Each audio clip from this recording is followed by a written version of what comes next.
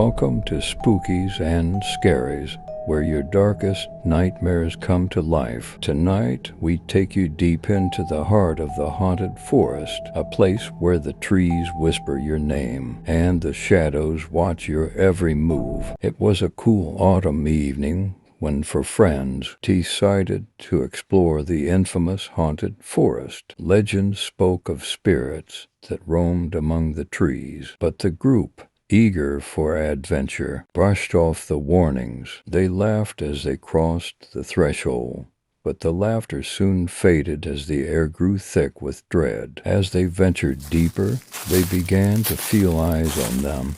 "Did you hear that?" One whispered, but the others brushed it off, convincing themselves it was just the wind.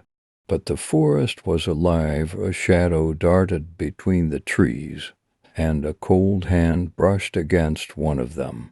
Panic set in as the friends realized they were not alone. They tried to turn back, but the forest had changed. The path they had taken was gone, replaced by a maze of twisted trees. The whispers grew louder, more urgent, as ghostly figures appeared among the branches. In their frantic search for an escape, they stumbled upon strange totems hanging from the trees. Each was made of bone and twine, some still wet with blood. Carved into the bark were ancient symbols, and beneath them words, "Turn back before it's too late." The friends looked at each other, fear etched on their faces, but it was already too late. The forest was awake, and it was watching. As they moved deeper, the crying grew louder. It was a woman's voice, desperate and pleading. "Help me, please help me, single quotes against their better judgment.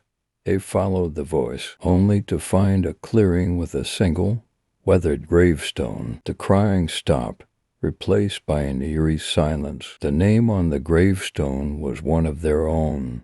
As they stood frozen in terror, the trees around them began to move. Faces appeared and the bark twisted, agonized faces with hollow eyes. One friend, in a panic, reached out to touch the face, and the tree came alive, grabbing his arm with an unyielding grip. His screams echoed through the forest as he was pulled into the tree, vanishing without a trace. The remaining friends ran, their breath ragged, the forest shifting around them. Ghostly apparitions appeared in their path, figures with hollow eyes and mouths open in silent screams. These were the lost souls, the ones who had wandered into the forest and never left. They whispered the friends' names, beckoning them closer, their voices filled with sorrow and longing. Suddenly, a deep, sinister laugh filled the air. It came from everywhere and nowhere. The friends huddled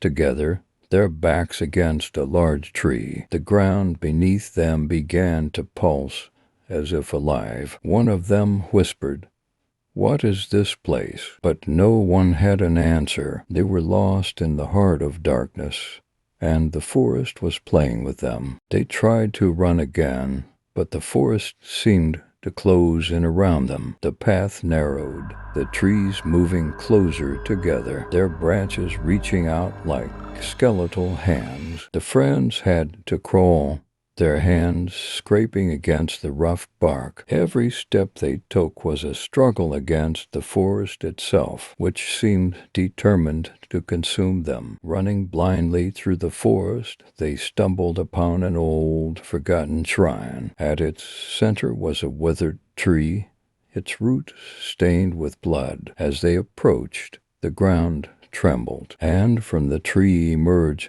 the spirits of those who had been lost to the forest. The friends screamed, but it was too late. The forest had claimed them.